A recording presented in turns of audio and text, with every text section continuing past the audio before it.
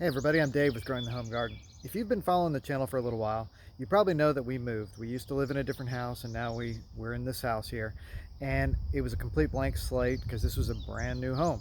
And so I wanted today to kind of go through and show you what we've done so far in the garden, some of the plants that we've planted, why we've planted them, and hopefully there'll be some good information for you when you're planning your landscape, or maybe you're looking for some new plants or some things to do in your garden.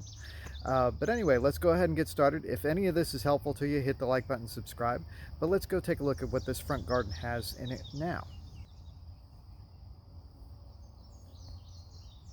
So we'll start over here and I'll show you one of my favorite plants. This is a Powis Castle Artemisia, and it's just a really beautiful plant, nice and silver type of foliage, fern-like, and pretty much deer proof. They won't even touch this.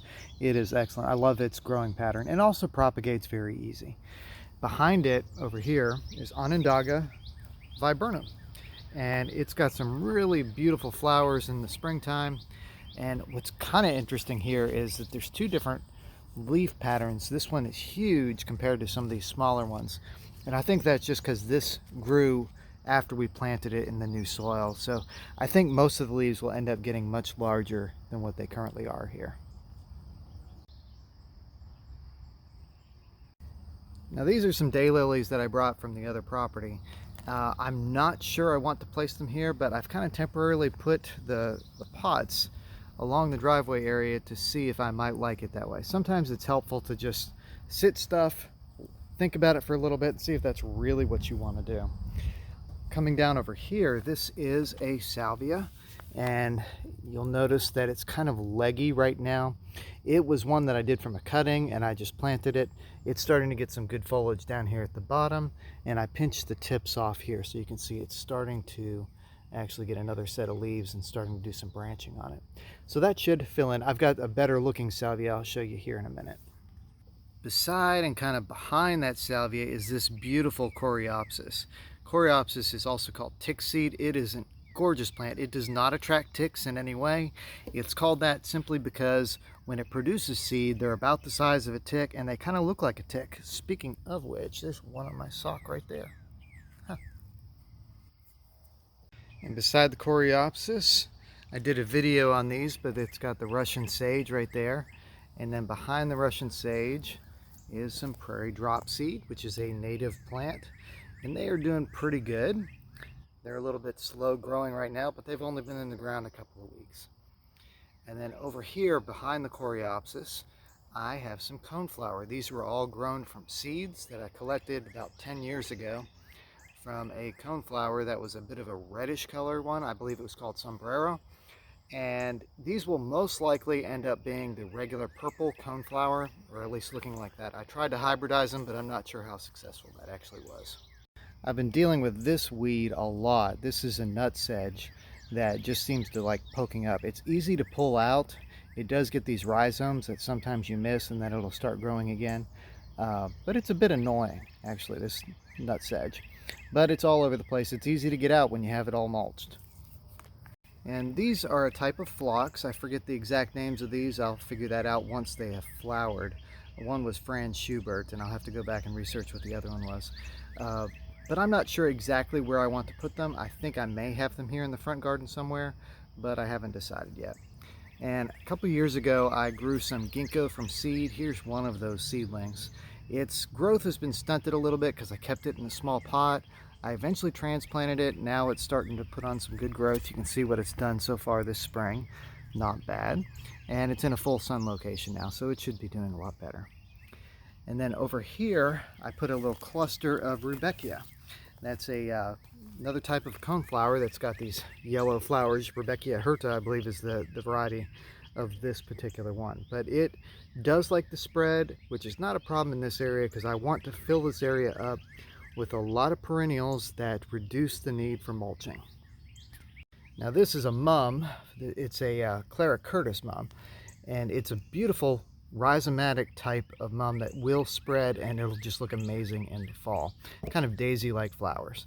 But right next to it you can see that we've got this nutsedge right here, and it's so easy to pull up, but you don't always get it all, and so it will eventually come back. I planted 3 boxwoods in the front area, and this is one of them. These are all grown from cuttings from a boxwood at the other house. So we didn't spend any money on these boxwoods. You can tell that they need a little bit of help here, a little bit of pruning help. We need to kind of shape them a little bit better, but I wanted them to get settled in before I did any of that. Here is the Blue Arrow Juniper. We did a video on that. You can go check that video out. Just a beautiful plant. They grow in about a 2-foot column, going straight up to about 10 to 15 feet tall. They are really a nice plant to put if you want to cover up an area like this where you don't want it to go in front of the windows and you have a very defined space for it. Moving further down here, I've got more Rudbeckia, and the other Rudbeckia is right there. So what I'm doing is kind of creating a little bit of a parallel pattern here, a little cluster of 3 over there, to make it look cohesive and kind of bring both parts of the big garden together. Now there's another weed that I've been seeing a lot of that I'm not used to seeing because we didn't have it at the other house. This here is Tree of Heaven. And the Tree of Heaven is a very invasive tree that we actually have quite a few of here on the property. And over time, we're going to start thinning those down and getting rid of them if we can. But the saplings or seedlings look just like this here. And they're easy to pull up. Definitely pull them up when you see them. Now just a little bit over from the spirea there, we've got this yarrow. It is Moonshine.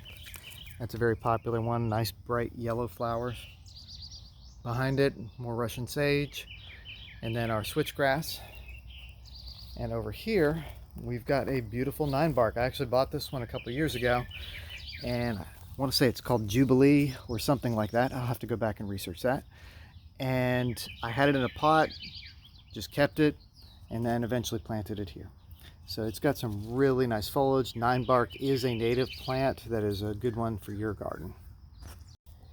And this plant right here is a Shasta viburnum, one of my favorite viburnums. Also like the Onondaga, there's a lot of them. I love viburnums. But just look at those leaf patterns here. Have the ridges on it. They look really cool. Now in the spring, they produce flowers that go along the flower stem here that are like more of a flat lace cap style hydrangea flower.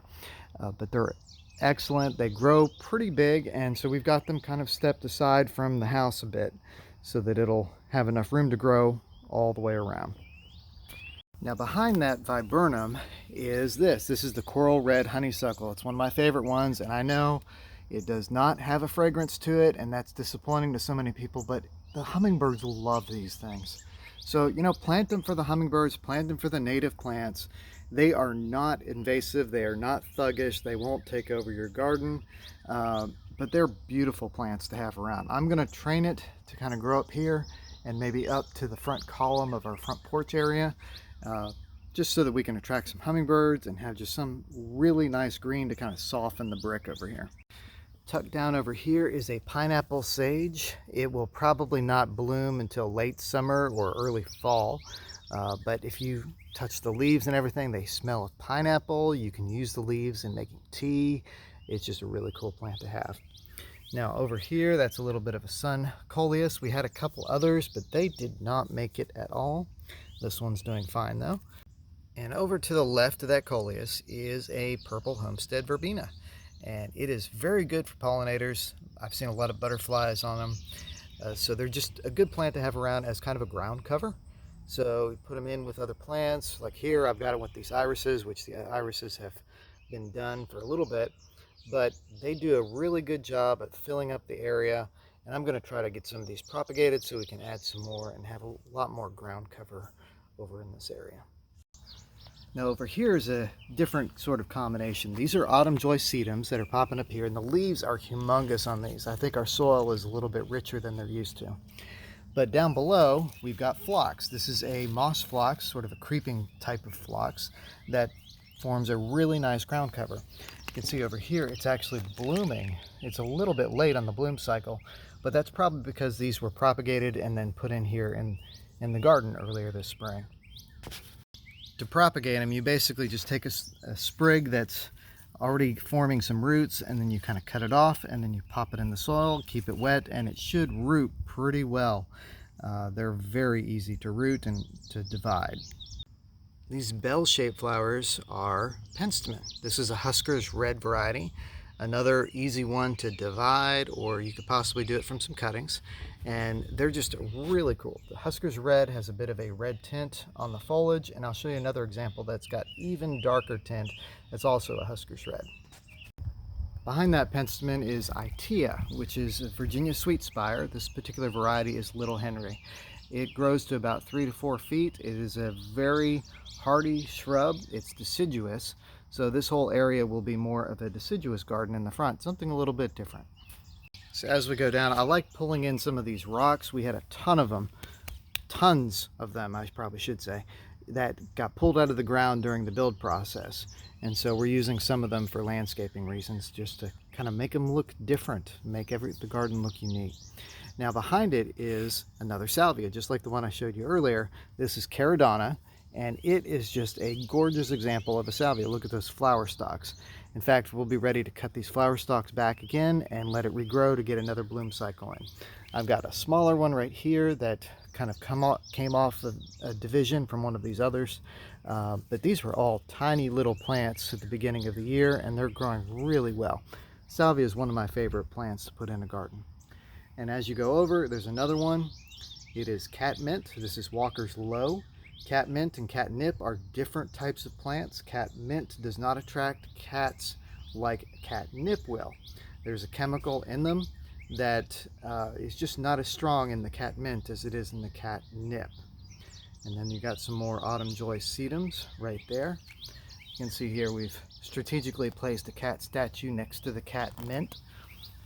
There could have been a reason for that. And here is my other Husker's red Penstemon, which you can see has got much darker foliage. This is a more mature plant. It's a little bit older than the other one. And it's ready to probably get cut back on the flower stalks again and let it regrow and hopefully rebloom. And so over there is another Itea, Sweetspire, and we pulled in some of these from the other house. These are gladiolas. So this is where we're at with the garden right now.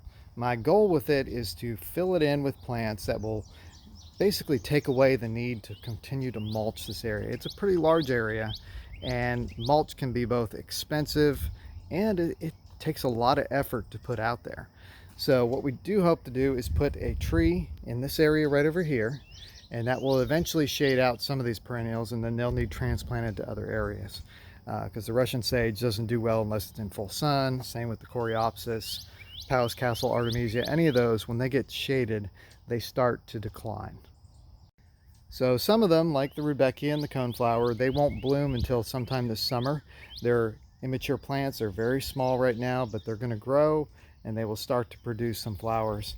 Probably by next year they'll look really good. Usually it takes them a couple years to get good and established. And so there's the tour of our front garden as it is today. We've done a lot of work on it, just trying to get things planted and starting to get things established. It's a very young garden at this stage, and I look forward to seeing how it's going to grow. And hopefully you guys can follow along and see what it looks like in a little bit.